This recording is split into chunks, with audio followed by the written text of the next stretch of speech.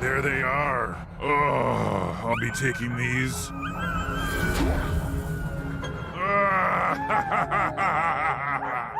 2019 so far has been riddled with awesome smaller titles such as Plague Tale Innocence, Layers of Fear 2, Kids, and a ton more. But one has the power to bullshit its way straight past them all. One has the power to hook the world once again with its high IQ required comedy and philosophy. The boobies or, the buttholes from this angle of the artistic rendering, but I can see enough to make a judgment call. What do you think, partner? You attracted to that? That game, my friend, is Trover Saves the Universe, by voice actor and co-creator of Rick and Morty itself, Justin Roiland. Such an amazing man. Honestly, the more and more content I see from him, the more I realize just how wacky this dude's train of thought is, from his appearances on the H3 podcast to just watching him voice act the show itself. Trover Saves the Universe is just such an awesome game, being only $30 with promised DLC is a good way for them to keep that $30 price point where it is for a longer time, and being just literally stuffed with awesome, hilarious dialogue. Who it is, Thelma and Louise. I hope you guys are happy. I just buried my pets that you murdered. You fucking monsters. I moved up here and created a new life for myself to get away from people like you. And here you are. I can't be safe anywhere. Oh, fuck. You never really seem to hear the same piece from enemies, as Justin Roiland just rambles endlessly for each character, which I really appreciated. Never quite wanting to progress the game because I just wanted to hear the space boss or voodoo person tell me to get the fuck out because they're so busy with poker rubbing their schleem. There's my favorite smell. Oh, I've been jibbling the little schween ever since you two left. Hey, leave me the fuck alone. I'm a voodoo character. I got shit to do. Get the fuck out of my house. Get out of my place. I got shit to do. I'm a voodoo character. But with all the awesome dialogue, the stream of characters you meet in this game flying around from galaxy to galaxy, meeting the weirdest creatures I've ever seen in a video game. From Mr. Pop-Up Man, a tiny winged guy with some tape over his penis, as he bitches on and on about how the mysterious Michael has built a house on land not zoned for residential use. Hey, look at me! Hey, look at me! Hey, I'm Mr. Pop-Up and I need your help. There's a man named Michael and he built a house on the bluff and that's not zoned for residential usage. It's zoned for public use and I'm very upset about it. We don't know what the fuck you're talking about, dude. It's got nothing to do with us. And Michael later being found to be a giant man in a small house with chained up pregnant women for endless baby skin consumption, leaving me a little sick to my stomach, to be honest. It just hit me kind of weird when it said it because it's just so fucking absurd, the things that happen in this game. But that one, Jesus Christ, I mean, just eating baby skin. I don't know what to think about that. Flesh can be consumed, but the spiritual energy is still in the cosmos, you fucking asshole. Now, if you'll excuse me, I'm gonna go back inside where I have a whole mess of pregnant ladies strapped onto the floor, where I'm using an intricate network of fluids to inject into their bodies and other characters like the Abstainers, an all-powerful force that can see and hear everything in the universe, but like their name, abstains from doing anything as to not upset the order of things, I guess. I don't quite understand what was going on with that. Gone. Now I can take these pants off. That's the stuff. Gotta air it out sometimes, you know. Oh, yes, I know. I'm gonna leave mine on, though. Why would you leave yours on? I don't want to air mine out right now. Why not? Because I don't feel like airing it out. Oh, I miss being all of us in sync. When we used to take our pants off and air out our little sacks all at this... Whoa, hey, why are you back here? We thought you left. This is where you'll find out more about your enemy for the game, as one of the Abstainers has gone missing, leaving them unable to see into the universe itself. He was one of us. We were 4 in total. Now we're just 3. I mean, it's a bunch of bullshit, really. The game starts with a kind Chairorbian race of beings literally attached to chairs and a controller. You see a lush park and 2 cute dogs that belong to said Chairorbian, before suddenly a giant universally recognizes a chicken nugget on the internet looking creature rolls up and steals your dogs and put them in his eye holes. He does so to harness the eternal power they hold and destroy the galaxy itself, later finding out his name is Gloricon, being the very same missing Abstainer. It's a bunch of bullshit, really. And at this point you may be asking, what the fuck is happening in this game? As Justin Roiland's thought process is just so interesting, being a lot of on-the-spot improv, and the game is just kind of takes itself wherever it can go. Being somehow professionally lazy makes the game feel so much more well-made, kind of like how Adult Swim shows kind of feel. We have 4. You will need to go and find 4 more. But for now, I want you to pick these up and throw them into 2 of our eye holes, connecting 2 of us. Chairorbian, you must look at the crystal power, baby, and hold the button to activate this new ability. Do it. everything you do in this game just kind of plays off each other. I mean, every little thing Trover will comment on, or you try to jump him over a cliff or something and he'll bitch about it. It's so awesome. It's awesome. In the beginning level, an old man talks shit to you and you can choose to beat his ass, and when you leave, the old man continues until you go back, and you can shut his ass down again, but if you do, you'll accidentally kill the man, and Trover kind of freaks out and tells you, we need to get the fuck out of here, man. And I thought it was just a flawless start to the game as to what it was actually going to be like. I've seen you all over the news, and that's why I'm placing you under citizen's arrest. Do you feel sorry for what you've done? You're a heartless monster. I don't have time for this bullshit. I got a motherfucking sword. You're gonna die. Oh, man, Keep okay, hitting we're me. really gonna do this, huh? We're gonna murder. Let's go for it. Shit, let's kill this motherfucker. One other segment in Trover, you'll meet an upgrade merchant and more throughout the game, usually having to do some kind of task for them and almost always destroying something dear to them. But the first one, Upgrade Ted, has you killing creatures for a chair upgrade, and well, if you go a little to the left, you'll see the same creatures you've been killing in a fenced-in area. And when I jumped in and killed them, Ted began to scream that I had killed his pets and just made me so excited for the rest of the game because it was just so odd. It was fantastic. What the fuck you doing? Those are my pets that you just murdered. We didn't even realize that they were your pets. Yeah, well, maybe if you just waited a second, let me get a couple words out. Hey, check this out. Watch this. This is crazy. You fucking eat each other. You see this shit? He's eating the other ones. Fucking insane. Fucking murderous, evil bastard monsters that killed my fucking best friend. Trover features a good bit of yes and no questions, so sometimes you can actually steer the story, but mostly you'll just get different dialogue. But to me, that's kind of just okay because I'm just a huge Justin Roiland fan and I just wanted to see the story. But watch out for Voodoo Person though, because that's one place where you can like actually make a thoughtful difference. They must be freed from their bodies to once again know peace.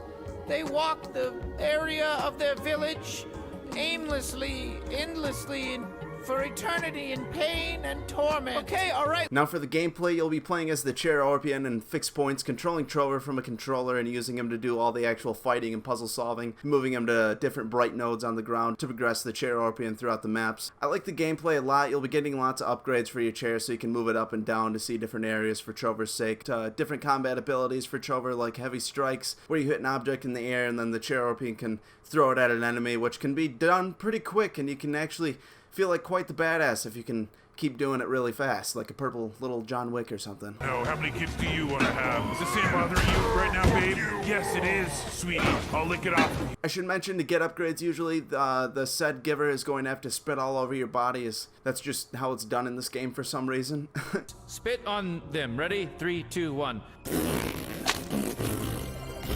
Normally I'm into getting spit on. You know, it's kind of a turn on, but not by these guys, you know? Not too much of a fan of that. For the enemies, you'll get lots of blue and red chicken nugget shaped Glorican clones. Some have different weapons, some have armor, but most importantly, these little guys are just constantly talking about the weirdest stuff. You'll find some that love each other in powerful ways, I guess you could say, and others that are just coming back from trust seminars and that have learned the key ideals of a workplace environment. To a team building seminar, now we're invincible. I caught somebody. One Glorcon clone fell back and I caught him. And that's trust.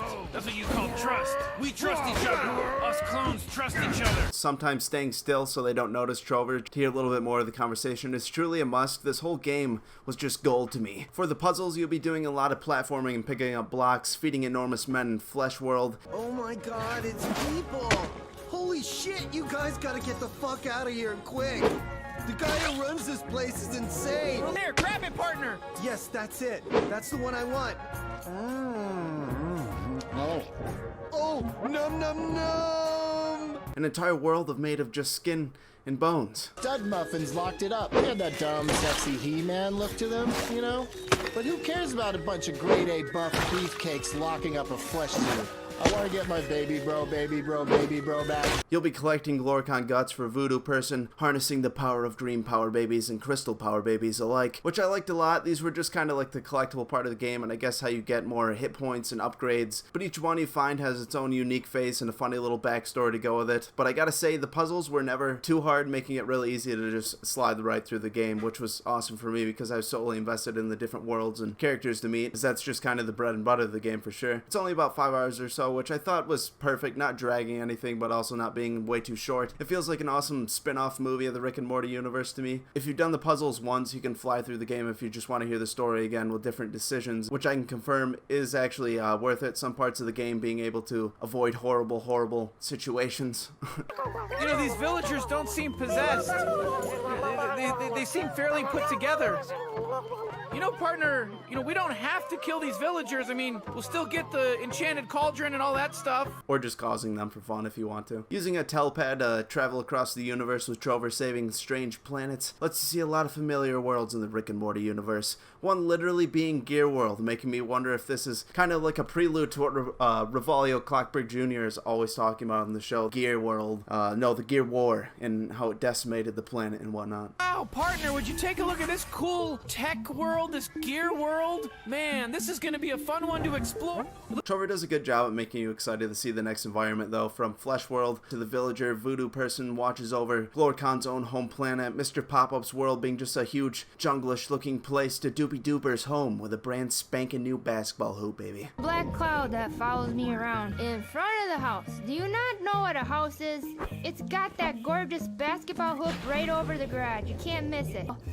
I say, good morning, Black Cloud, and the Black Cloud doesn't even say good morning back. Each one has plenty to explore and plenty of green power babies to find, and always a slew of characters ready to make you laugh with their strange, sexy lives. Love it here. It's the best. And it turns out you can have sex with just about anything and it'll get pregnant. Which means Mr. Pop-Up and I are having a baby. We had sex. That's right, we had sex in every imaginable position that you could think of. We're just so excited and happy to become parents. I don't want to spoil the game too much because the story is what you're playing for here. Not that the gameplay was bad or anything. I actually found it a little refreshing, not being third person or first person, but it's actually both at the same time. And I really wish I could have tried this on VR, but it's Justin Roiland, and hearing him burst out laughing in the middle of a line for a shitty character had me cracking up with him. Let alone all the crazy stuff you hear in this game, especially when it comes to the almighty Glorcon and his new beloved bride. 12 buttholed, 7 vagina, beautiful flesh beast of love. Trover Saves the Universe stands to be one of my favorite smaller title games of 2019 so far, really giving you your money's worth from start to finish, being one of those games you sit and play for hours at a time, along with the promise of free story DLC later in the game. Trover Saves the Universe stands to be one of my favorite small title games of 2019, because you just really get your money's worth. I mean, from start to finish, you can sit there and just play it for hours, and it's just hilarious. Excuse me, we need some help here. Hello? Trover Phillips. Gail? Gail Jenkins?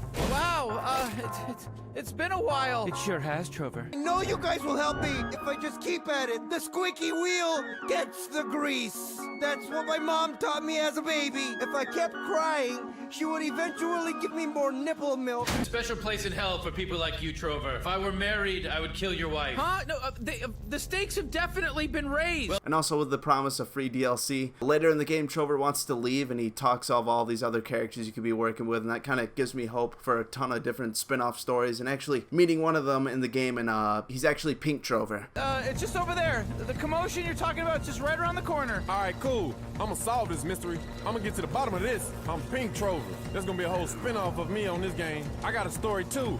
I'm pink, I'm awesome, and I'm gonna figure this shit out. Nobody's gonna fuck with me. I'm Pink Trover.